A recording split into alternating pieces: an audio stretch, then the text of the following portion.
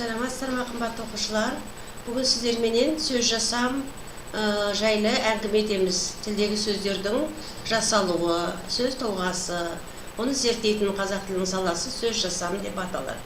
Қазақ тілінде сөздер дара және күрделі болып екіге бөлінеді.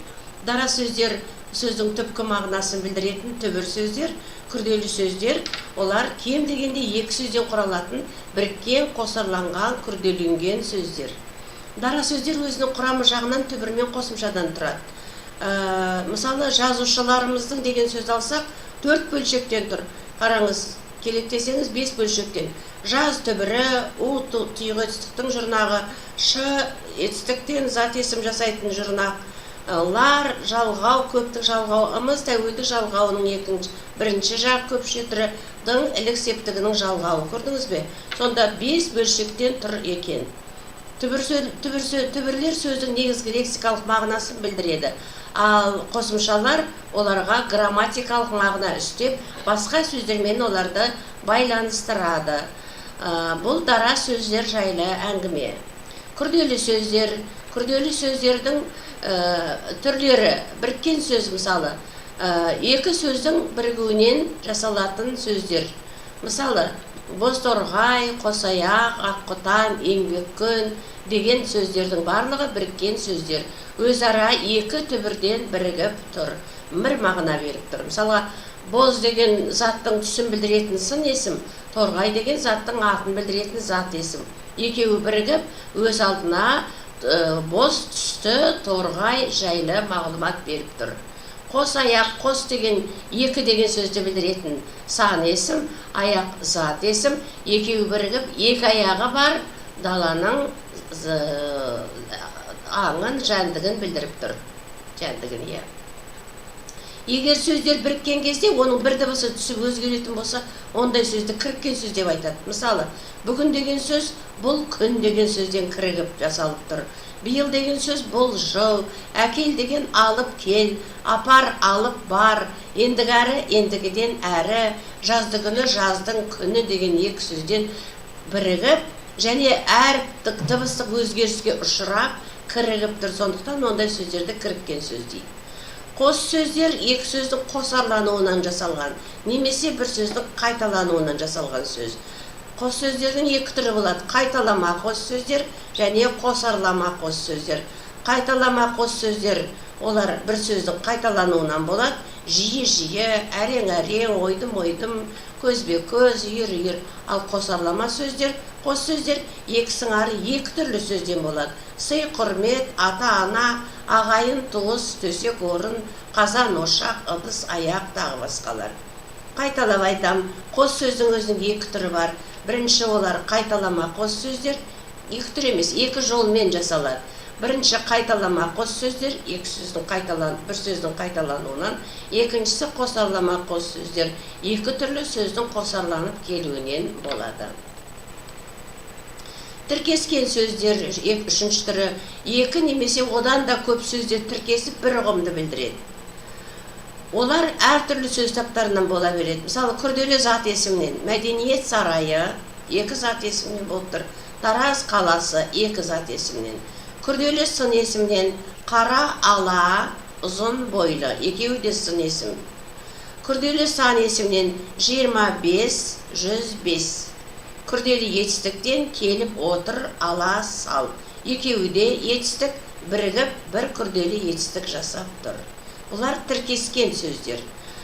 Төртінші түрі қысқарған сөздер. Күрделі атаулардың қысқартылып алынуы.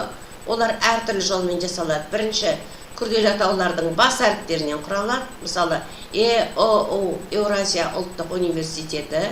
Бірінші сөздің бас буыны мен кейінгі сөздің бас әріптері алынады. Мысалы, қа-зми, Қазақтың медицина институты. Бірінші сөздің бірінші буыны мен келесі сөз тұтас алынады. Педколледж, педагогикалық колледж. Газ 51, 154, ил 86, ан 24 тәрізді қысқарған сөзге қосымша дефис арқылы жасалады. Мұнда аттары мен цифрлары дефис арқылы жасалып тұр. Өлшемнің атаулары м, кг, килограмм, метр, бұлар кіші әріппен жазылады. 5 килограмм, 6 сантиметр. Қайталап айтсақ, күрделі сөздердің бірнеше түрі бар екен. Біріккен сөздер, қос сөздер, тіркескен және қысқарған сөздер. Бұлар біріккен сөздер. Қараңыз, күрделі сөзді белгіле дейді. Қайсысы күрделі сөз? Әрине, сарыарқа. Біріккен сөзді тап. Қайсысы біріккен сөз? Итмұрын. Дұрыс таптыңыз деп ойлаймын. Қосарланған қос сөз. Яғни екі түрлі сөзден қосарланып тұрған қос сөз, әрине, ауыл, аймақ.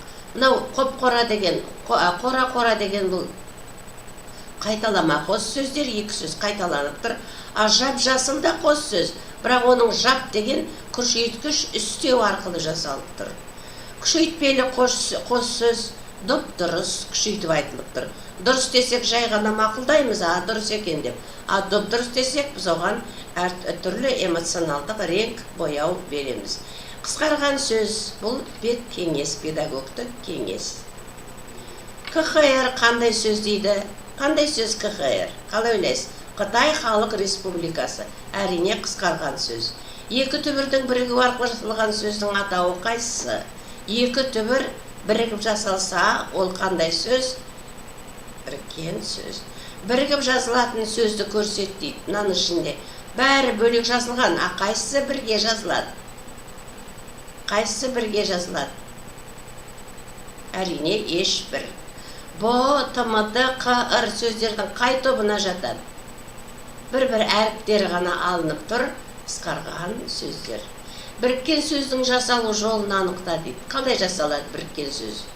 Екі түбірдің бірігуінен жасалады. Мына қараңыз, бір сөздің қайталанып айтылуынан жасалса, ол қайталама қос сөз болады. Екі сөздің қосарлануынан жасалса, ол қосарлама қос сөз болады. Бірнеше сөзден тұратын атаулардан қысқартып айтылып жасалса, ол қысқарған сөз. Ал екі түбірдің бірігуінен жасалса, ол біріккен сөз. Екі түбірлі сөзді көрсетеді. Қайсы екі түбірлі сөз болады деп ойлайсыз? Дұрыс таптыңыз деп ойлаймын. Әрине, саңырау, құлақ. Саңырау, құлақ. Міне, қымбатты балалар, сіздермен бүгін біз сөздердің дара және күрделі түрлерін өттік. Оны сіздер мынаны суретке түсіріп алдыңыздар деп ойлаймын. Әр уақыт мен сіздерді ескертіп отырамын. Құр айтқаннан ештеңе қалмайды.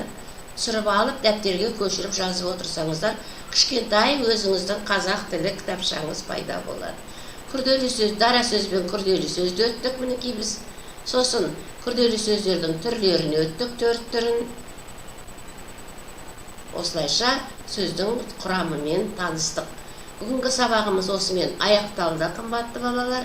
Келесі кездескенше аман, сау болыңыздар.